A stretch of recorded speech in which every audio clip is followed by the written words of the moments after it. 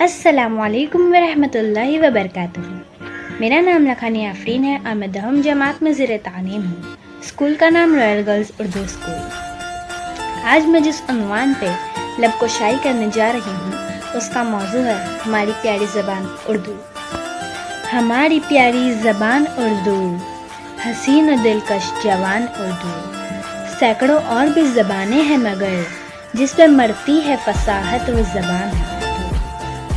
700 سالوں سے سیکولر بھارت کی تہذیب ہے ہماری پیاری زبان اردو، اور مجھے فخر ہے کہ میں اس بات کی پروردہ ہوں کہ جس کی بنیاد لال قلعے سے زیادہ پختہ اور حسن جمال تاج محل سے زیادہ دلکش ہے۔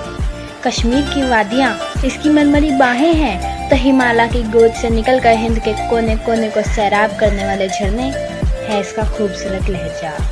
جی ہاں، یہ وہی اردو ہے جس کی انگڑائی پہ بہاریں قربان ہو جاتی ہے۔ یہ وہی اردو ہے جو مسکراتی ہے تو موتی جھڑتے ہیں، جو ہنستی ہے تو پھول کھلتے ہیں۔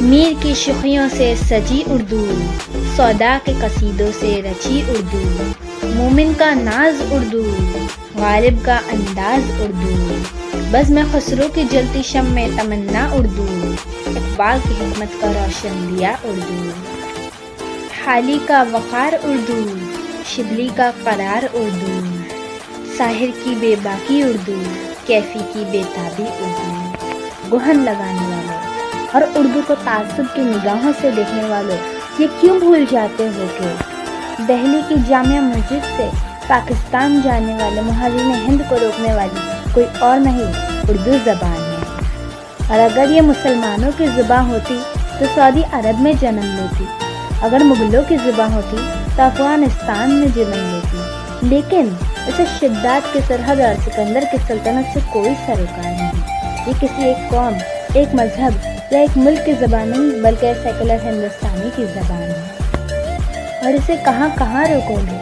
نظام الدین کی محفل سماع میں روکو گے تو راجندر سنگھ بیدی کی انگلی تھامے امرتسر کی پھلواری جائے گی، اجمیر کی خانقاہوں میں روکو گے تو بنارس کی مندروں میں نظر آئے گی، سرکاری دفاتر میں روکو گے تو بازاروں میں دکھائی دے گی۔ اور آج بھی ہماچل کے سرسبز و شاداب علاقے اردو کی دلہن کا قصیدہ پڑھتے ہوئے یہ کہتے ہیں کہ گو لاکھ ہو رنگت پھولوں میں، خوشبو جو نہیں تو کچھ بھی نہیں، گو لاکھ ہو رنگت پھولوں میں، خوشبو جو نہیں تو کچھ بھی نہیں، اس دیش میں چاہے غلم برسے، اردو جو نہیں تو کچھ بھی نہیں۔ شکریہ۔ آپ سب کو یوم اردو مبارک۔